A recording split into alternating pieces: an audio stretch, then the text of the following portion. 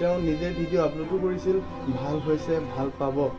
কিন্তু আজি তেওঁ নিয়তিৰ লগত হাৰ মানিছে।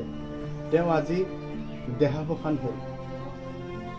আজি আমাৰ মাজত কিশোৰ দাস নাই এজন জনপ্ৰিয় অভিনেতা, যি অসমৰ বাবে অতি গৌৰৱ আৰু ভৱিষ্যত প্ৰজন্ম হৈ তেওঁ অতি ভাল কাম কৰিছিল।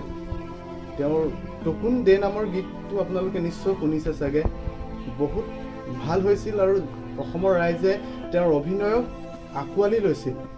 কিন্তু আজি ক'বলৈ বেয়াই লাগিছে, তেওঁ এজন সফল ডেকা, সুন্দৰ সফল ডেকা হয় আমাৰ মাজত আজি তেওঁ নাই।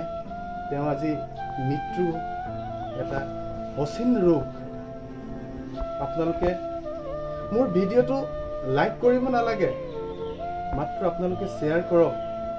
এইজন ব্যক্তিৰ হৈ অভিনয় জগতৰ তেওঁ মহান ব্যক্তি, হয়তো তেওঁ ভৱিষ্যত প্ৰজন্মক অভিনয় দিশে লৈ যাব।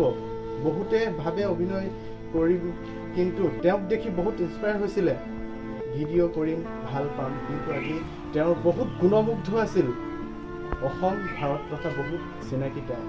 কিন্তু আজি তেওঁ আমাৰ মাজত নাই। আৰু সকলোৱে তেওঁ য'তেই নাথাকক, তেওঁৰ আত্মাৰ চিৰ সদ্গতিৰ বাবে অকণমান হ'লেও ভগৱানৰ ওচৰত আশীৰ্বাদ কৰক। তেওঁ য'তেই নাথাকক শান্তিৰে থাকক। আৰু ভিডিঅ'টো নিশ্চয় শ্বেয়াৰ কৰিব বুলি মই আশা ৰাখিলোঁ। ধন্যবাদ।